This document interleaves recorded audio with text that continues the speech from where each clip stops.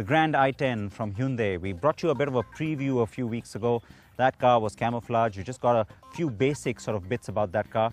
The interiors, how that diesel drives, all of that now coming up.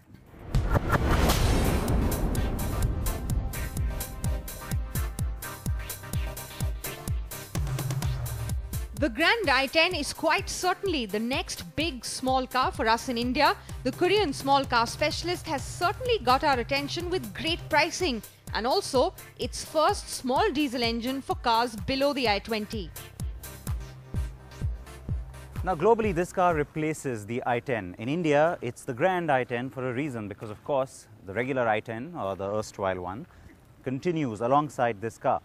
When you look at the car's face, right up front, it tends to look a little bit narrow. This car doesn't somehow instantly give you the impression that it's a nice, big, ample hatch. The minute you come around the side, of course, you get a sense of the fluidic styling with the headlamp traveling upwards. It's a little Figo-esque, but still very much fluidic. But like I said, the minute you come to the side, you suddenly start to see that, hang on, this is a nice, big car as compared to that small hatch brigade. It's not too tall, and that's a little surprising because you'd think that, hang on, is that going to be really tiny? But we'll talk about the interiors in just a bit. It is this part of the car that's the most important for us, because the wheelbase has increased by 100 millimeters just for the Grand i10, giving it perhaps a reason to be called Grand. In the European context, the car will have the shorter wheelbase only. You won't get this version in Europe. And keeping in sort of terms with that overall style, I would have liked to have seen a slightly larger wheel size, because this looks a little bit dwarfed to me, just tends to look a little bit tiny. But otherwise, it works quite well, the overall styling. There is a nice light catching element here in the metal, nicely designed. It adds a little bit of depth and muscle to the side, and of course you've got the cladding, which also helps that. The chrome door handles on the top end, nice high-end feel. They have a good chunky feel too, so it seems a little upmarket, this car.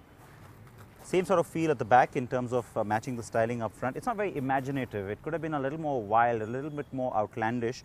It's a nice, safe design, but nice sense of width here at the back. And of course, the CRDI badging tells you this is the diesel. And here's the best part, a huge boot. It's definitely bigger than the Swifts. This is going to be another segment favorite. Yes, it's large looking, it has a large boot, but is it large on the inside? The cabin has a fresh feel and it definitely looks upmarket when compared to other small cars. The plastic quality is definitely way better than the existing i10, and the dash is designed rather smartly too, in a two-tone finish with an inbuilt music system and AC console. When you get into the back of the car, the way it looks from the outside, you don't expect so much headroom. It doesn't look like a very tall vehicle, and yet it's actually pretty ample. You get a nice airy sense in the cabin, and the best part, the way that the seat angle has been designed, it's a nice, comfortable back seat, something you don't usually get in a small car. And one more thing which you never get in a small car, rear AC vents. That's going to be a huge plus. People are going to love that.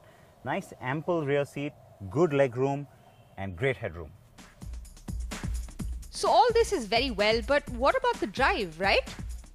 The reason we chose the diesel is because it is the all-new engine. The 1.2 Kappa petrol is known to us, isn't it?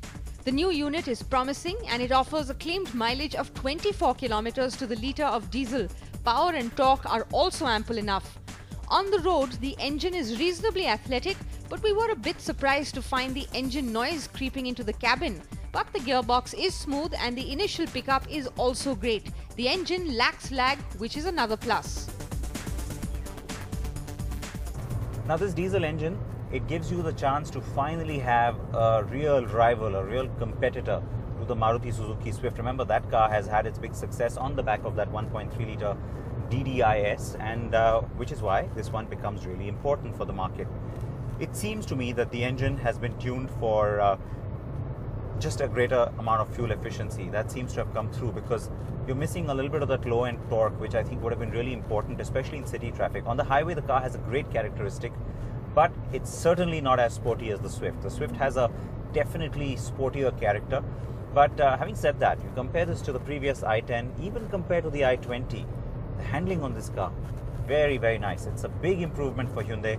I think that's something that's been worked on, very European sort of handling, and it comes through instantly. The car responds really well, goes where you want it to. The steering has a very light feel to it, which I'm not crazy about. It's the same problem that you've seen on the Elantra, the Verna, to a certain extent on the i20. The i10 didn't have it, but now you've got the similar sort of steering system. Indian drivers love that though, because it seems really smooth and buttery. So I don't think that's going to be a problem really for people. Overall, the highway characteristic of the car is really, really nice. I'm glad to see that, because a lot of people now are taking their family cars out on the highway. In city traffic, you won't be able to get into overdrive too often. You might have to stay in fourth gear. But aside from that, the engine comes through fairly well. I do expect it to have strong sort of credentials on the fuel efficiency side. I wish this car had a dead pedal. Hyundai always gave us a dead pedal. I'm surprised this time not to see one. But the car is a comfortable drive. The Sports and Asta variants at the top are pretty well loaded too. Keyless entry, start-stop button, rear parking sensors, electric folding mirrors, and loads more.